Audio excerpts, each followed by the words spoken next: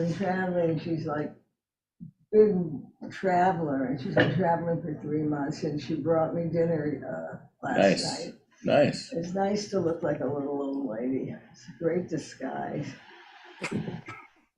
People tell them they bring me dinner, and they say, Nice. "Be very careful, don't trip over here." Nice. Yeah. Morning, everybody. Shabbat shalom. Hi. Yeah. Let's see. Rabbi, one of the fellows at the 92nd Street Y is Preston Niemeiser, and I've known him since he was a little tiny little boy. And if you would say hello to him for me, I would appreciate it. I won't remember to say hello until I'm there. I'm not there for another 6 weeks. But when I'm there, between now and then, Amy, remind me to say hello to somebody there. Okay, I'll try to keep it in my mind. He's the only one from Tallahassee. He's the only fellow from Tallahassee, so that'll be easy. All right, I'll look for the fellows from Tallahassee. Okay. Anybody else want me to say hello to anybody else? Who said hello is the Yeah, hello is the key in the morning. I live on 100th Street. Anybody know anybody on 100th Street that wants me to say hello to anybody on 100th Street? Yeah, I do actually. Okay, Amy, thanks. Okay, shkach, everybody. Good morning. Good morning. All right, nice meeting over here. If you can hear me, that you won't see my picture because of the camera. It's not personal. Okay, I promise not to take anything personally, even if you turn it on, I promise. So, thank you, everybody. Any other qualifiers before we start learning? It's raining here in New York, everybody. It's raining. It's raining, Baruch Hashem. Raining, it's pouring, the old man is snoring. We're gonna learn some Torah, everybody. So let's make the brachot for the morning, for Brachot Torah. Baruch atah Adonai Eloheinu melech haolam. Asher kiddushanu b'mitzvotav v'tzivanu la'asok b'divrei Torah. Torah is the best chayra, as they say. Torah is a good zach. Learning Torah is the best zach. So we're gonna learn a little Torah this morning. We have let's see what's the best place to do this. Okay, for all of those who like their coffee with cream, those who like it with soy milk, those who like it with almond milk. We have a number of different options for the text study this morning. You can download the PDF, which we placed in the chat. Thank you to Gil. We also you could also find the original source file that also from the Sefaria, amazing on Sefaria. You can find text on Safari. Good morning, Harley. Good morning. And you could also watch along with us here in the room as I share the screen with you. And hopefully the text will appear magically as if I'm going to share that screen. And here we go.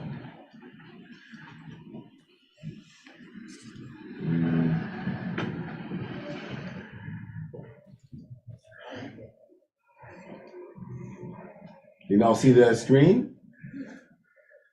Yeah, awesome. I'm trying to make it a little bit larger. I know that's usually the next request. And let's see. I'm extremely, works. That's not it. There you go. 1, 2, 3. Let's go. Oh, wow. Okay. Vayetze Yaakov. This is Torah portion for Parshat Vayetze. Bar mitzvah portion for Jeff Kahn. And certainly it's chock full of things. For those of you, just a little context. Can you hear me, by the way, if I relax my voice, just talk like that? You guys can still hear me, no problem? Awesome, perfect. All right, so what's amazing about this Parsha, of course, is everything. And some Parshiyot are just like that. What are you gonna do? It's just unbelievably beautiful.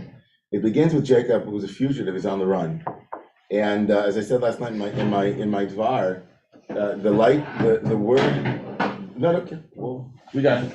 The word livroach, to flee, is a powerful light word. It's a very powerful word in this week's parsha and in last week's parsha, because last week's parsha Jacob was on the run, and this week he's going to kind of be on the way out of Haran, on the way out of where he was in Beersheba, and on his way to Haran to to his uncle Lavan's house, to Rebecca's brother's house. And the parsha will begin with the very famous Sulam, the very famous ladder, which we're going to go into in a moment.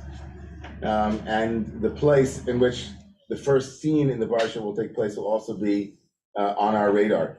But just to give you an overview, the parsha will basically give us the centerpiece of Jacob's life, everything between the time that he runs away from his family until he runs back to his family, right, is happening in this week's parsha, right? So Jacob is essentially on the run. He'll have this moment that we'll look at briefly. In a moment, we'll look at this dream that he has, and then he's going to meet Rachel. He'll meet his future, like his uncle and his future father-in-law. He'll be deceived out of marrying the one that he originally wanted, which is Rachel, whose name means sheep, and he marries wild cow instead, named Leah. And then they'll build their family. There'll be the drama of Rachel and Leah's competition for Jacob's love, and the birth, using, the proxy will be how many children we can have for who has more children. For Jacob, we'll have the stealing of the aphrodisiac dudaim from, or the bartering of the aphrodisiac by Leah with Rachel, right, and so on, and we'll have almost the entire birth of the children before we also we slide into the story of Jacob's deceiving his father-in-law Lavan and becoming wealthy off of his sheep in some kind of very strange business practice, where he kind of genetically modifies the sheep so that he winds up having all the good sheep, and then he gives his father-in-law all the bad sheep. And then Jacob decides, has another visitation from God finally after 20 some odd years. And God says to him, enough hanging out over there, it's time to come home. Jacob then decides to come home. And on the way home, he steals away at night, is stolen away at night in the beginning of the Parsha. And there will be incredible literary enveloping where the words used in the end of the Parsha to describe the moment where Jacob needs to leave are exactly the same as the ones where he has to leave his home. And so there's a kind of circular connection here. It's the time to come home has arrived, and he'll steal away at night away from Lavan. But this time, instead of running away from Esau, who doesn't run after him, Lavan, his father-in-law, runs after him, catches up to him.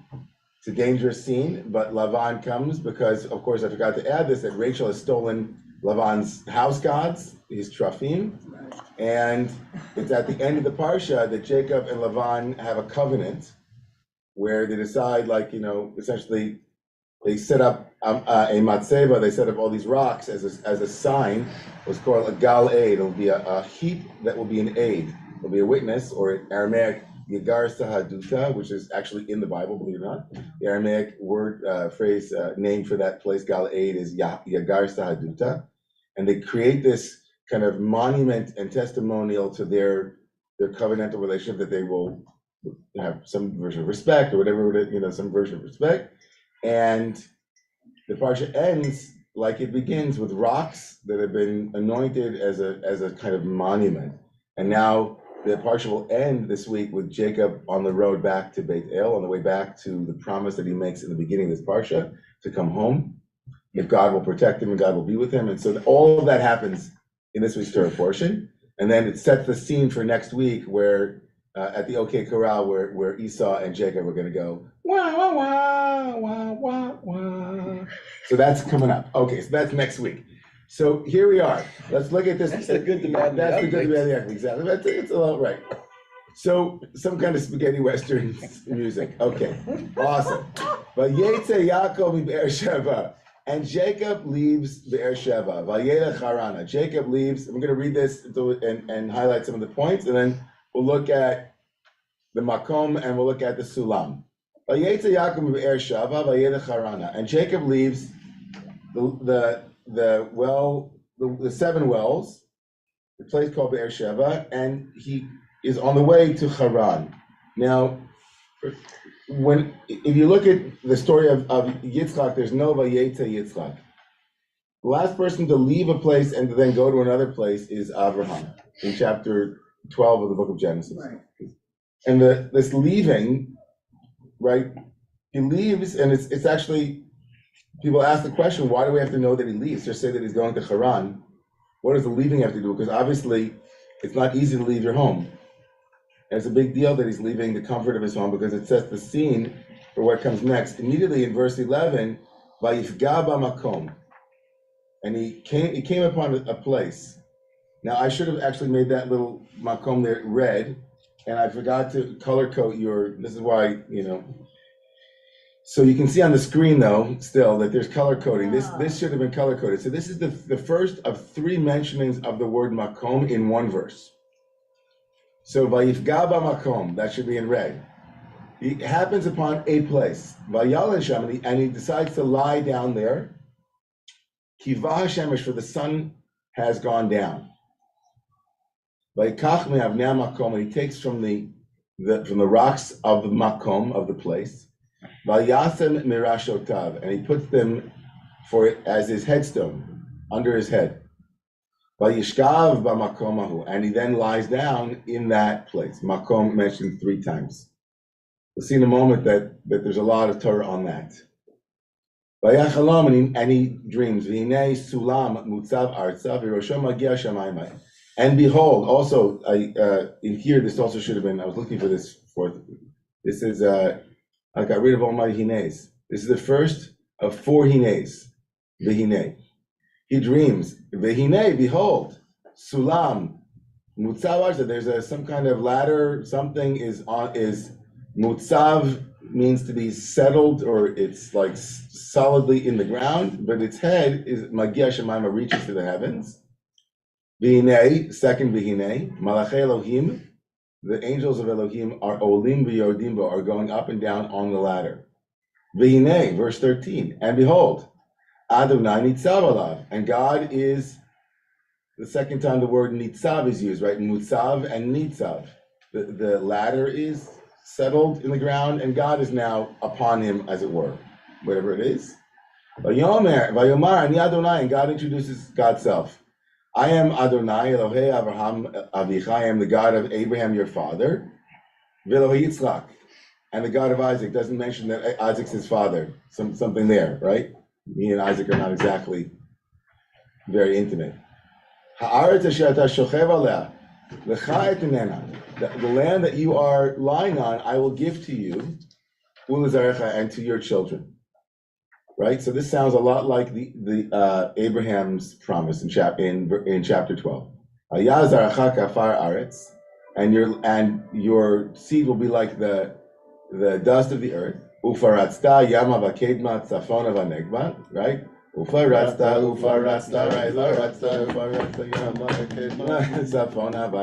okay, so you're gonna disperse. You'll expand, right, in every direction. And you will, through you, everyone will be blessed. This is very right. This is Abraham's blessing. And now this is something that you don't see in Abraham's blessing, and it's unique to this moment in Yaakov. He says to him, V'hinei. It's the 4th V'hinei, or the 3rd V'hinei. Is it the 3rd or 4th? It's 3rd or 4th V'hinei. V'hinei, I think it's the 3rd. V'hinei anochi imach. The 4th. It's the 4th one. Yeah, you did put them in purple. They're just hard to see. Yeah, right. 1, 2, 3. Yeah. The 4th one. V'hinei, and behold. And this is so beautiful. Anochi imach, I will be with you. Ushmarticha b'chol asher telech, and I will guard over you in every, right, wherever you go. V'ashivoticha el adama azot, and I will bring you back to this place. Kilo e'ezavcha, because I will not abandon you. Ad asher imasisi es asher dibarti lach. I will not abandon you. Right? Not I won't abandon, it's not I will abandon you when I finally finish it, but it's I won't abandon you until, right, you will not be abandoned. My word and what I promised to make manifest will come to pass. Right? So that promise of Shmirah is very powerful. It's very unique to the Jacob story. And it also lends itself to a problem that we'll discuss in the Open Up later today, which is when Jacob wakes up, he not only has this revelation, you'll see in a second, but he also decides to make a vow with God, or a conditional vow, which seems to be superfluous given God just made these promises to him. Like, why does he need to make a vow? You'll see. But if they open up. But here he wakes up, and Yaakov wakes up from his sleep and he says, wow, Yud Vav is in this makom, yet like the fourth time the makom is, but Anochi lo yadati, and I didn't know, right? The favorite line of all the mystics and renewal Jews, I was in this place and God was here and I didn't know, right? Wow, okay. Vayira me'od, vayira, but he's afraid. Vayomar, and he says out loud, Ma nora hamakom hazeh, right? Ma nora makom hazeh. This is wow. This makom, fifth time this word makom is used. Ein zeh ki in beit Elohim. Ein zeh ki in beit Elohim. V'zeh shar shamayim. Isn't it? This is just.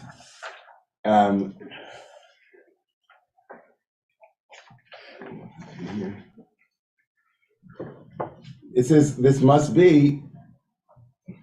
This is Beit Elohim. This must be, this is this is heaven's gate, and this is God's house. In other words, I didn't realize this was a portal to presence. Nobody told me. I'm now aware that there's something very powerful happening in this place. Vayashkem Yaakov, and Yaakov, rises up. Aboker in the morning. Vayikach et ha'even asher samer asher samer. He takes the stone, which was stones, and now is one stone that he placed as his headstone. And he makes it into a matzeva. Vayasim ota matzeva, makes it into a monument, into some kind of an altar of some kind. Vayitzok shemen al rosha, and he pours an oil libation on it, making it into a sacred space.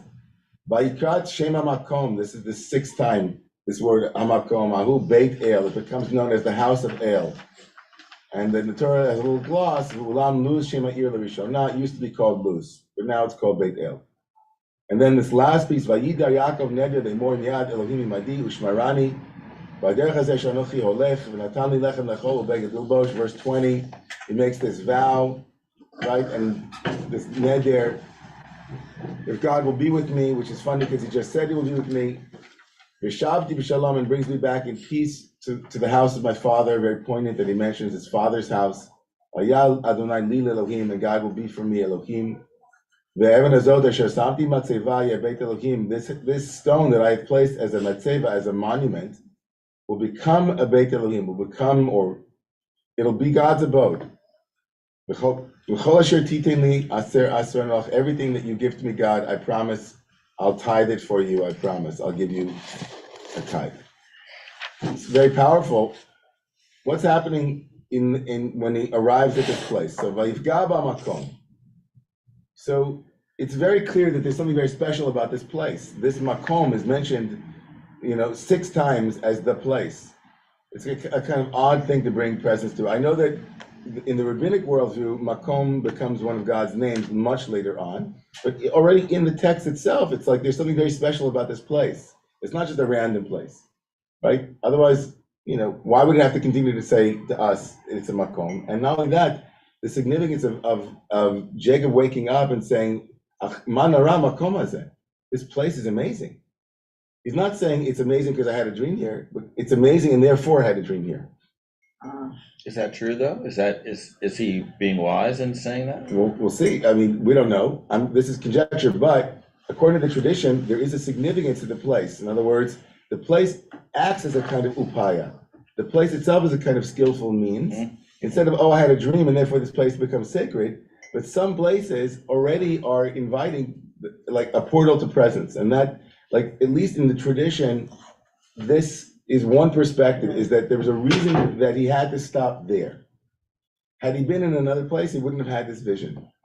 And in fact, according to the tradition, the sun, if you read the verse, Kiva Hashemesh, if you look at source number 2, right, where it says, right, Vayifga b'makom, vayalan sham kiva Hashemesh. So Vayifga b'makom, he happens upon the place, right? This is the first verse 10. Verse 11. Vayifga b'makom, he arrives at this place. The word Vayifga is interesting. You'll see in a second that according to the tradition, Vayifga has prayerful resonance. It literally means that he hit the place. Pigiyah is like he was injured by the place. like you ran into it, Yeah. right? Yeah. And so the rabbis are like, what? Like Gaba Makom is just, it doesn't appear anywhere else in the Torah in quite that way. And it's like Jacob's on the run, and he stops at a place, and he decides to, and he's at that place, and then it says Vayalen Sham, and he Lina means he rests there, or he decides to make his night there, and then it gives a reason, Ki Vahashemesh, for the sun had gone down. But grammatically, it should have said, and he saw that the sun had gone down, and decided, therefore, to stay the night. This inversion leads the Midrashic mind. If you look at Rashi, source number 2, he says, it should have written, the sun set, and he therefore tarried all night, right? Hayalo lichto vayavo hashemesh, vayalen sham. That's Rashi saying the text would have been much smoother, vayavo hashemesh, and the sun arrived, meaning it came into its sheath in their pre-modern worldview. Vayalen sham, so he decides to sleep. But what does it mean for the sun had gone down? So literally, George Michael was in the house, or whoever, who was the first, don't let the sun go down on me. Is it Elton John? Who was Elton John. Wow. And then George Michael did the cover. The sun had gone down in order for him to sleep there. Kivai shemesh mashmash shak'alo chama pitom implies that the sun set unexpectedly. The Midrashic mind goes wild here. There's a cosmic, conspiracy here. It's like the Truman Show. They're all going like, he's there. Hit the sun, it's sun, and the sun, and you see the guy in the back going, the sun's coming down, the sun's going down, And Yaakov's like, I should. This is where I should stay the night. And in the mind of the rabbis here, right? Shelo be'onatai came down. It not in its kadesh yalin sham. Like it's as if everything was conspiring for Jacob to have this vision in this place. And that this place became part of what made dreaming possible for him. Why not any place? Yes. Right. Why not any place? And why not any person? Well, in any place. Those are absolutely. Every bush is burning.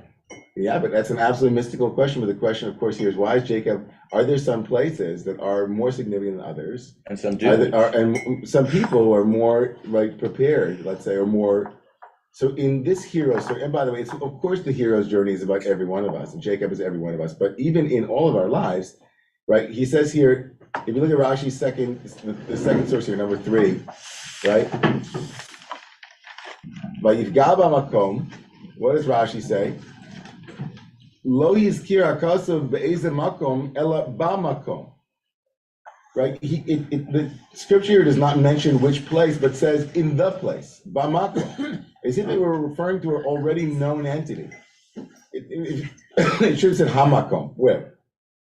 But Yaakov says, manor hamakom, I said this place. And whenever you have a kind of definite article, the place or a place, it feels like there's the reader or the listener knows the place. And so Rashi here is cluing into a very old Midrashic tradition, predates Rashi, first millennia, which sees this as a very sacred, already existent place where things are taking place. And so where is there a reference in scripture to an earlier makom? Chapter 22, earlier on, in chapter 22 of the book of Genesis, Abraham's on the way, and it says, Vayar et hamakom merachok, and they saw the place from a distance, right? The same place where Isaac is being brought for the Akedah. This is the place, right, which has, he has a vision in the place where his father almost was sacrificed. And this also becomes, right, in later rabbinic tradition, the place where Isaac is almost sacrificed is the place where they built the Beit HaMikdash, where the holy tent, the sanctuary was built. So the makom here is Mount Moriah, Har HaMoriah, which becomes, of course, the place where the sacred sanctuary, the sacred temple is built. And so all of this, I'm trying to find. Does the geography of the story actually work? Because they mentioned he's going from to Haran. It's not. It's close. Beit El, you know where Beit El is now. It's not far. Right. So there are some, of course. Right. So I'm going to stop here for a second. So the first journey in this morning is around the makom. The second one we'll get to in a moment is around the Sulam. But in the first rendering of Makom, of course, it is that Jacob is now in a place of radical unfamiliarity, uncertainty. There's a lot of terror. Like, where am I going? What's going on here?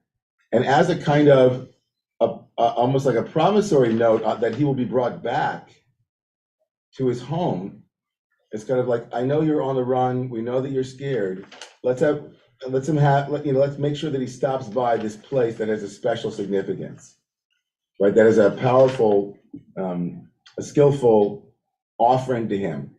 So on one level, it's because maybe he needed help and he really needed to like happen upon this place where he could have a vision, right? It was like important for him to be there to get this vision of protection and promise. On another level, on a literary level, maybe he also needed to learn that just as his father had this terrifying experience at Mount Moriah, and maybe that explained to him, right, a little bit about his relationship with his own father and about why it had to be the way he had to leave in this way. It could be that he was there at Mount Moriah to remember that even though danger was close, ultimately God's salvific force was also available to him. But there's something about this place that is significant, and I'll just add this before I open it up for a couple of comments here. And it also points in, I think, miraculously in the direction of places that hold sacred energy or sacred, like become a container for what's called a residue of holiness. Like the residue of holiness that inheres in spaces. Like even if in the world of non-duality or in a mystical world, every place, every fire, right, every bush is ablaze or is a flame, there are certain places for us in our frontal consciousness that hold more significance for us, like, and the desecration of that place or its elevation actually matter to us and help bring us into a particular state of mind, a particular focus. There is something about a space that holds memory, and so I think that Jacob's dream, often we go to the place where we go to the dream without recognizing what might have been the means on some level that's in the text for having had that dream, right? Our sacred institutions, our sacred buildings, our sacred, whatever the space are. And then we're gonna open it up in the room and then in the Zoom. So Rachel, Arlie, Tony, Batia, everybody get in. Go ahead. Okay, my auntie took me to see Stonehenge years ago. And one of the things I remember is one of the most important things about Stonehenge isn't these big rocks, it's that they schlepped these rocks to that place. Yeah. And I identify with this, and I'm wondering, why does he put the rock under his head? Did he? Is that like something they learned from the Egyptians? That when you want to rock on, put a thing to hold your headdress or something? Or are there already an instinct? Why the heck does he put this rock under his head? It's amazing. It's an amazing question. I think that, first of all, just to look at Jacob's life, a lot of his life has to do with rolling stones. Yep. And rocks. Yeah. He literally rolls a stone off the mouth of the well in order to Yes. impress Yes. Rachel or to like, to show that he's strong. And he comes back. There's a lot of stuff with rocks with Jacob. So one thing for sure in this case is that the rabbis draw a lot of attention to the rocks, both the grammatical form of rocks versus rock. It begins as rocks and then it becomes a rock. And so the rabbis imagine that he took 12 stones, each one for one of his children, in the future one of the tribes. And then each one was fighting with one another and saying, I want the tzaddik to let Jacob put his, they were fighting already before they fought later, they fought already as stones. And then ultimately though, it becomes one stone by the end of this dream. And so the rabbis note that he picks up one stone, the et ha'even, as opposed to me'avne. Why, what does it mean that he's sleeping on a rock? There's a lot we could do with it literarily and allegorically. What does it mean to have that kind of discomfort? Or does that solidity, or what does it mean that his head is under a rock? I think that we'll have to hold that one. It's a really good question. Rabbi, Okay. I have something that is germane. Amy, one second, Brett. Sorry, Brett. Can you just hold 1 second? Yeah, go ahead. I have a short question, and it has to do in verse 14 when God is talking to Jacob, he's using the feminine form of you, and I'm wondering if you have any thoughts about why that, Ima, and then Dibartila, and I think that sometimes you ask the question because you have an answer, but actually I'm interested in your answer. Yeah, no, I think it speaks I to think the it's good, relationship between the divine. I don't know. I think, I'm not sure if it's a grammatical issue or not, but I don't know. That's a good question. I'll have to look that up. Okay. Awesome. It comes up a fair bit. Yeah. That seems to come up a lot. Yeah, it does, and I think, well, here's what I Please. think. I think it comes up in times when it's connoting a particular nature of a relationship, which uses the feminine form to help describe the nature, some element of the intimacy of that relationship. So when it was here, when Moses is asking God, I guess, to go in, and God says, Rav Lach, God's using Lach as a way of saying, I reprimand you, but in a really close, intimate way. Because why not use the masculine form? Yeah, no, I think that the only problem I have with that is I think that there's also tenderness and like I wouldn't want to say that when God uses the feminine that's intimacy versus. Do you mean it more erotically? Do you mean like No, not God as erotically, but as motherly? No, Maternally? in an intimate way, I see. in a close way. Okay, interesting. Well, hold it up as a possibility. Okay? All right, Beth, go ahead. I didn't realize that people are unmuted, so go ahead, Beth. Yeah. Shabbat Shalom. Hello.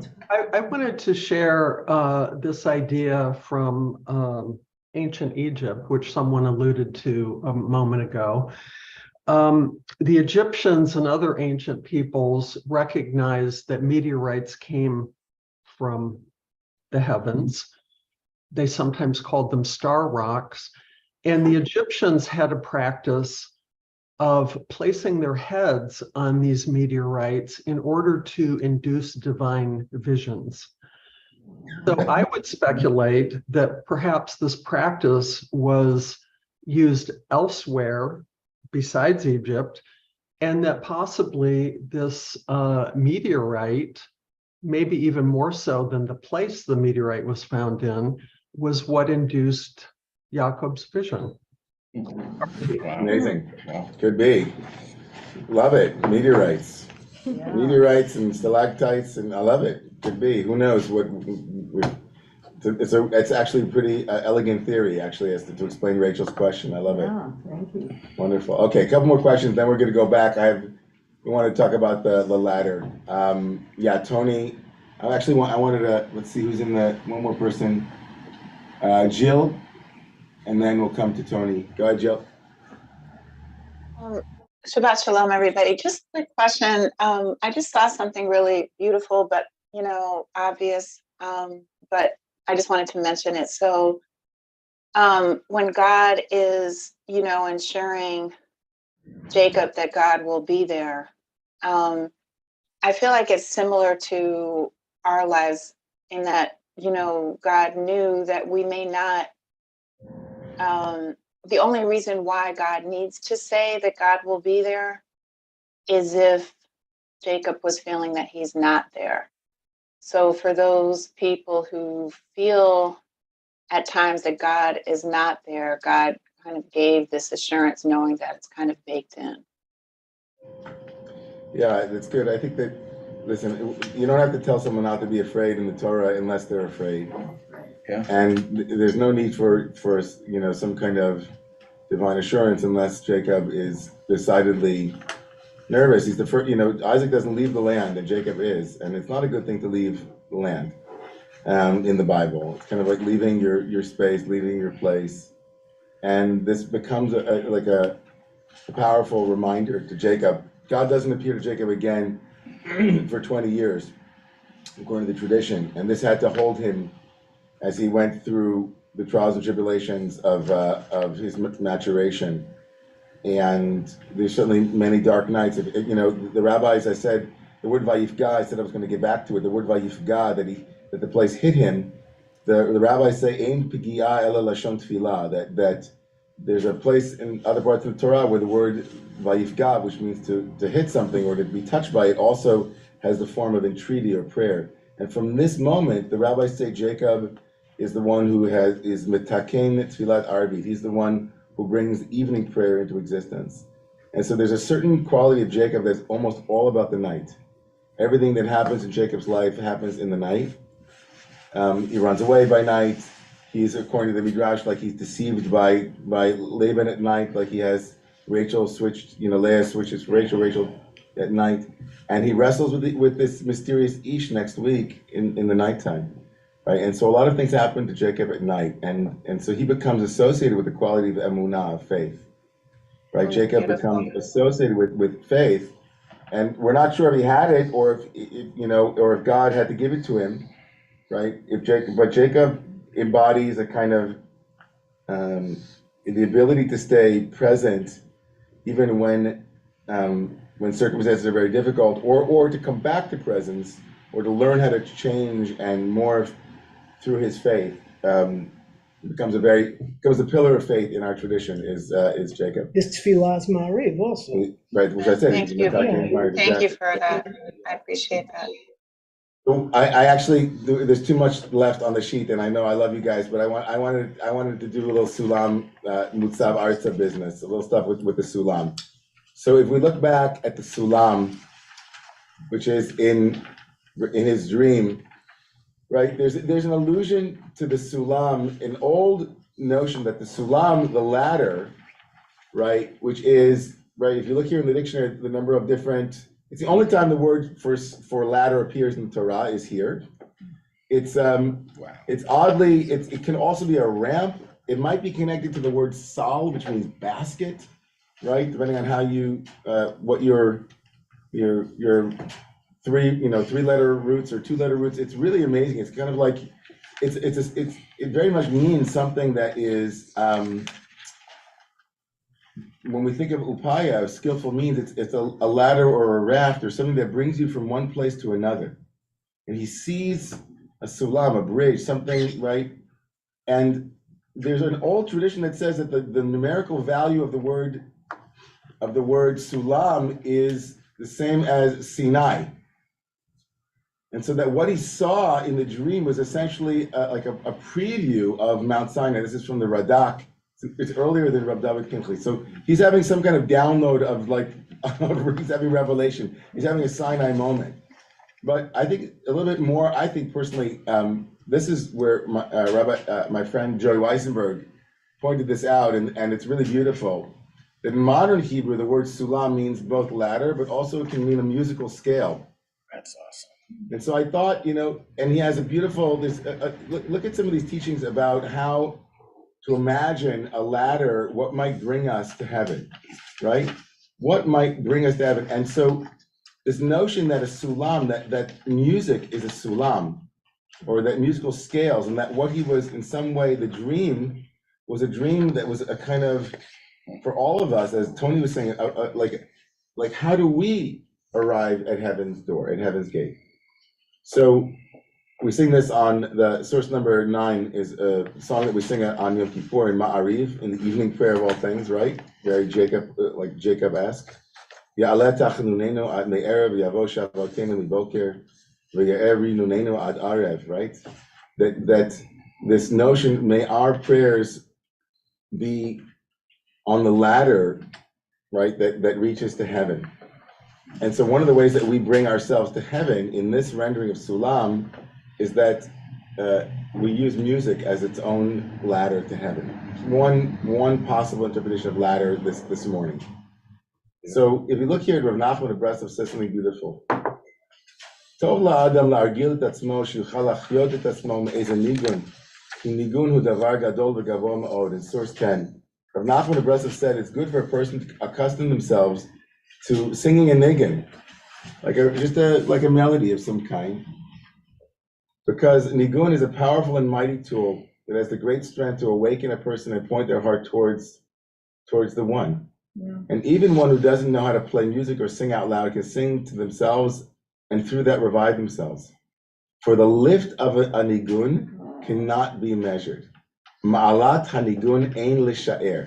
Now it's amazing. I know that Rav Nachman, for those who love Hebrew, is playing off of the story of Jacob, because he says that lift or the elevation of a nigun is impossible to estimate. But the word to estimate here is l'sha'er, v'zeh sha'ar hashamayim, right? He says this is the gate of heaven. And so the word gate and the word estimation here are played by Rav Nachman to say, like, if you want to reach heaven's gate, use that thing which can't be gated, that can't be estimated, which is this powerful sulam. Right now, there is, if you want to hear something very beautiful, if you look here in the Balatum already from the 13th century, right? Rav Yaakov ben Asher, this is the Balatum, it's we've shown one of the earliest commentators on the Torah and the Talmud, known as the Balaturim. He writes, Sulam b'gematria kol. He said, I can do a little numerical value. Not only does Sulam have the same numerical value as Sinai, right? Sinai, but also has the same numerical value as voice. Shekol tfilat tzadikim hu sulam lemalachim la'alot bo. Now he says like that when tzadikim, the sound of the prayers of the righteous is a ladder for angels, right? But what he means also is our prayers too. That our prayers and the voice that we give to them become a ladder, not just for the angels, but for us, for all of us, right? This is why Rav Kohen Kalman Shapira of Piazetzna wrote in his book as a handbook for Hasidim. This was a handbook on how to be a Chassid. He wrote, "Ha'adam tzarich la'asot sulamot la'alot al yidehem l'fa'amim hashamayma." He says people have to make ladders. We have to be ladder builders. We have to build ladders to climb to heavens. A nigun is one of these ladders. We can imagine other ladders, right? But if you sing a melody, especially when you sing after you're really happy and your heart is broken wide open, he writes, says that becomes a ladder to bring you to heaven. You could say that that's one of the powerful things about this particular shul and others like it, that we used to sing a lot of nigunim, and we still do. Because we thought, when people come in, the letters and the words might not be what brings them to heaven, but a melody can bring you to heaven. So imagine, what does it do if we think for a second about Yaakov singing, he lies down and he's about to fall asleep, and he hears a melody from his mother, from Rebecca, that she sang to him when he was a baby. And he's like, I'm all by myself, and he's rolled up in a little ball. And he's a little scared. He's like, I can't believe it. I won't see, when's the next time I'm going to see my mother? When's the next time I'm going to see my father? And I'm terrified. And he starts to sing himself a nigun lullaby, and then that becomes what opens him to heaven. He starts to sing, I don't know, something, and it gives him a way to connect with the divine. And then he takes that with him, and then God says to him, listen, I'll bring you back. Here's a couple more nigunim that you can sing. One for when you're, shepherding, and one for when you have your own children, and you'll sing this to each of them will have their own nigun. And so somehow, if this sulam, the ladder, is like, it's revelation at Sinai, but it's also kol, it's your own voice, because hakol kol Yaakov, like the voice of Jacob was really what he had. The Yadayim, Yadei Esav, like he was, his father said to him, you don't feel like Jacob, but at least if you stay true to your voice, right? Stay true to your voice. Hakol kol Yaakov, you have a voice, Jacob. So Jacob's voice is what is that sulam, his own voice, was his own sulam, his own ladder reaching to heaven. And with that, I just wanted to, there's a lot of Torah in here, and I know that a lot of Torah from the friends. I just want to say one more thing, the name of the Kedushas lady, before a beautiful story from the Baal Shem Tov, but I wanted to say, well, if you guys promise to let me have the last 5 minutes, then I'm going to open it up right now. I want the last 5 minutes to teach this Berditchever on the dream. And we can open up for the next 10, we can do 10 minutes, and then I'll take the last 5. Agree? It's a deal. It's a deal, okay, great. All right. Let's go in the room to Batya, and then Tony, or Jeffrey. Yeah, go ahead. So, as you mentioned, to begin with, there were 3 times that we see Makom, place. And then you counted another 3, here's 6 places. And so I learned that Makom is a word for God. So there's a pull from the metaphor to the concrete. It's like I see him establishing a place on the moon almost, here we are. And he has to say, we are in a specific place. So it's like he's constantly saying, here we are, in this place, in this place. And it's also to be with God and also the land that Hashem is giving us. Amen. Amen. Beautiful. Thank you. Yeah, beautiful. Jeffrey. So it's curious that that Judaism has such an abhorrence of idol worship, of making something that becomes holy. And yet, But it's Yes. totally okay for a pile of rocks to be holy or for a place to be holy. Like if you built an idol and put a house around it, you'd be stoned for building the idol, but the house would be okay. Right. And of course, this leads to a lot of bad things come when you make a place holy, because then you're willing to fight and die for it, which is that really necessary? So I'm just interested in this. It's so present in this parsha, that concept. segue right to the main thing I'm gonna. Well, I just want before we go down a road that it's certainly fascinating, but not one that I don't want to give that much space to it. But it's certainly clear from the tradition that the danger of idolatry is ever present, even within monotheism. So monolatry, or whatever it might be, is still a portal to polyatry or polytheism or whatever it might be. They're not different of a kind. They're different in, at least from the classic way of looking at this, they're different in scope and in focus. So it's certainly the case that, Rav Kook, and I've said this frequently in the shul, Rav Kook wrote that the greatest heresy, all definitions of God ultimately lead to heresy, including monotheism, and that one of the great moments of iconoclastic teaching was the Zohar, which completely destroyed the centrality of that there's one God, that there's only one. Everything is a face of the divine in the Zohar, every place and every face. But there's certainly in the rabbinic way of reading the Torah, the difference is that no one worshiped the stone as having power, at least in the rabbinic understanding. Again, we can look at academic studies of whether or not it's certainly the case that ancient Israelites were nothing like the way that the rabbis imagined them to be in terms of their love for their idols and their Asherah trees and so on. But from a purely traditional perspective, what Jacob is doing is not saying this place is God.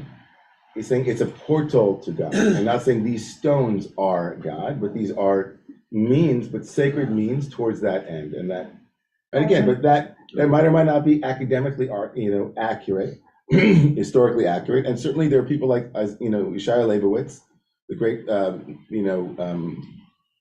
scientist and philosopher in Israel, who wrote that of course we make land into, when you kiss the holy, the Western Wall, he says, of course that becomes an idol for the way that we, the way that we imagine the land and the way that we imagine. But we wouldn't like all of his philosophy. For example, we like to pick and choose. So in Leibowitzian philosophy, he doesn't like Hasidism and Neo-Hasidism and any psycho-spiritual approaches to Judaism because he finds it all full of ego, a lot of I. And so for Leibowitz, he has no problem with the Akedah. He says the ultimate idol is not, right, the ultimate idol is expecting God and God's ethics to conform with our ethics and our morality. For Leibowitz, the great challenge of Torah is to not make anything into an idol, including your own desires. So he could care less if you have any meaning from Torah. He doesn't care if you have a good experience in davening or in learning. It's like, what does what you want have to do with what God wants and expects from you? So the ultimate, for him, the ultimate idol in the 20th century is the self desire for meaning and purpose and for understanding. And so you wouldn't want all of what he had to say. You know, he would kind of be like, agree oh, with him. I like it as long as it doesn't agree. touch my, right? As long as it doesn't touch my need to have my religious meaning. He'd be like, your religious meaning, who are you? You, what does you have to do with God? That's crazy, he would say. So anyway, point taken, but also just like, I don't think the text is telling us that he bowed down to the stones. I think he was just setting it up as a reminder. Like a mezuzah can be a reminder of something, but if you decide to worship the mezuzah, then you're in big trouble. Right. So all of these things, yeah. So I think Tony, quickly, and then we might have some people online that want to. Well, at Zoom. some point, not necessarily this minute, I think the implications of Jeff's Torah are worthy of unpacking, including, you mentioned Rob Cook, his son, as I understand it, Yeah. led to bad things in the Holy Land, as far as I know. And one of the idols, potentially, and I realize this is controversial, one of the big idols is the Holy Land itself, potentially. And so I think, personally, as much as we don't want to follow Leibowitz all the way, Leibowitz? Yeah. We want to keep his truth there as a reminder against all these other sacred reminders to not get too attached to anything as Jews. Yeah, I guess like I think that when it comes to skillful means, we have to measure our profound non-dual and mystical awareness or ideology and experiences with what we're meeting in the terrain. And I think that in the beginning of the 21st century, most Jews that I come across are not overly attached to Judaism and to the vehicle of Judaism and to the vehicle of Jewish identity. If anything, most Jews could use a good dose of strengthening of their Jewish identity and of their frontal self as a Jew and related to Torah and to our history, and to the stones, as it were, that set up as aid, as witnesses to what came before us. And if you get to the other side and you realize, that your identity is leading to, some vision that's immoral and unethical, then you do cut it with some of these skillful means. I think Rob Cook's son is an example of somebody who misled us as a people. So let me say, and again, so you promised me we have 1 minute. Sorry. And I had other people like it. So I am not a fan of the quote unquote religious Zionism as it manifests in, let's say, Cookian philosophy and Rav Tzvi Yehuda Cook. I would be very careful personally to like know the full oeuvre of what he did in order for it to pronounce any universal statements about the entirety of his philosophy and his life. He was a huge tzaddik. And yeah, there are parts of it that are ethno-nationalist and racist and I absolutely abhor. And I disagree with fundamentally. But I think we have to understand where it comes from before we just blanket.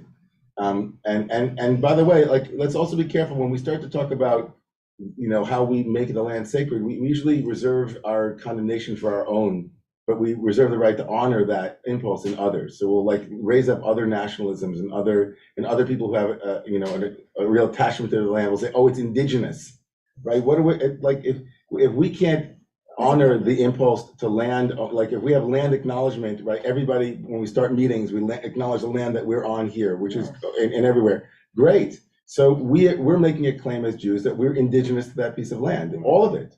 Now, I think there are political reasons for us, and really, fundamentally as a humanist, above a religious person, I'm a humanist. I think humans, right, are the most important thing. Of course, I'm willing to sacrifice all kinds of things for the sake of peace and for the sake of connection, all of those things. But I want to be really careful when we make these wide-sweeping universal statements about people whose oeuvre we've only read through the Haaretz or through Jerusalem Post or through the New York Times or filtered through 972 or some other vision. Like, let's get educated about what the totality of somebody's life and honor that. And then the pieces of it that we radically disagree with, let's say that we radically disagree with this element of their philosophy. It's led to all kinds of things that we don't agree with and we don't think, are part of what we hope to see in the world. Let's just be really nuanced. That's my suggestion. Well said, Rabbi. Yes, okay. Amen. So, gosh, friends in the, we might have lost, like, is anybody still out there? Are you out there? So I just wanted to teach this piece from the Kedushas Lady, if it's okay with all of you. I know that the Radishaver might not, you know. I don't consent. It's number 14.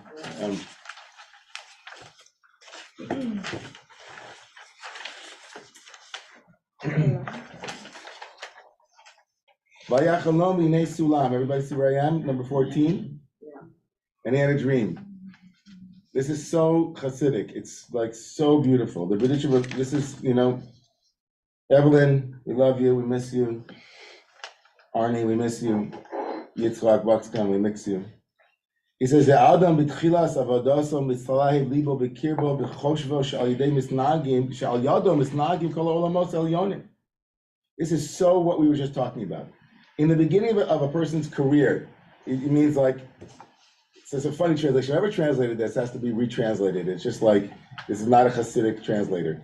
In the beginning of a person's service of God, like in the beginning of your spiritual practice, your heart is on fire because you think to yourself, what I do matters, right? You think, oh, all of the upper worlds are connected to my service. My service makes a difference, right? I can make the angels go up and down on the ladder, right? It's me. I'm the one that's making them go up and down. It's up to my yoga, my breathing, my thought process, how I am. And then it says, when you're already strong in your service, which is a non-dual referent, when you're already like well along the path, and you realize there's no one doing any of this, right? You think that you were doing it, and then you're like, what? And you're like, look at that, you're like, okay. You don't think to yourself at all about what effect your service has on the upper worlds or the lower worlds. You just think to yourself, I just want Hashem to have pleasure from me, meaning I just want to be a Merkava Shechina. I just want to be a chariot. I want spirit to move through me, and I want to be out of the way. It's just like, I just want whatever spirit is happening through me is not by me, right? It's not, whatever is happening through me is not by me. It's just through me. Sweet. Right? Yeah. He says that's your next level. But in the beginning, that's not what you need to hear. He says that's what it means, vayachalom. The word vayachalom means to dream, but it can also mean to be strengthened, like to be healed. Tachlimeni, vatachlimeni. Right? In the book of Isaiah, the word chalom here is used as like lahachlim means to be made whole again. The hainu shitchazek avodas Hashem b'libo shu chazak be'avodato. The hainu be'eit hachalato be'avodato tzarich b'chizuk hachizuk hu ha'yidei zeh. He says. So in the beginning, it says the word vayachalom, and he dreamed, right? This is Jacob, vayachalom. Yeah. So in the rendering of the Berdisher, that means, and he was strengthened. And what was the strength that he needed to hear at that moment in his life? Hinei sulam mutzav arza, v'rosha megar shemayma.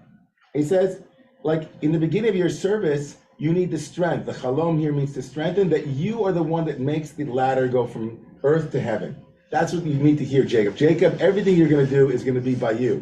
Like, you'll be able to have your name on it. It'll be like, look at me. I'm an ego. Like, I can make, even in my spiritual practice, look at me.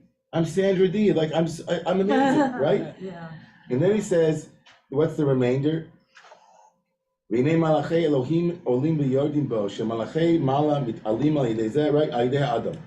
He says, like in the beginning of your service, you have to know that you can make angels go up and God forbid make them go down, right? Yeah. But he says, Omnam achar kach shekvar chazak. After that, he said, but later on, like all of this is happening within the dream for the Berdisher. Later on, God is telling him when you're more mature, right? You'll realize you don't need the power to know that you could make the world go up and down. You just have to know Hashem nitzavalacha. You are the place where spirit happens. Beautiful. Right? Beautiful. In the later stages of your life, you just hope that you can be a Merkava Shechina. You can just be a chariot for the presence of the divine in the world. I think that's a very, very much like, I love that Torah from the Big Dictionary. Wow. It's like in the beginning of our work, we need all of these skillful means. We need a sulam. We need to sing a niggin. We need all of these. We need these promises, as Jill was saying. He says later on in Jacob's life, maybe when he was a little bit older, a little bit more mature, he realized that God was in this place, right? And it's happening through me, and I can just trust it, and I can relax and just like let spirit manifest in the way that it needs to manifest in my life through me, not by me. Yeah. So like, Is that the significance of Yeah. Sulam never appearing anywhere else? Just this one and only time? Maybe. could be. Awesome, Rabbi. All right, awesome, friends. Okay. Thank you. Sorry, Rabbi. everybody online. We had the fuller it gets in here, the harder it is to manage both worlds. But we'll see you all. I hope the learning was good for you. Have a good Shabbos, everybody. We'll see you. Good Shabbos, friends. Good Shabbos. Good Shabbos. Good Shabbos. Good Shabbos.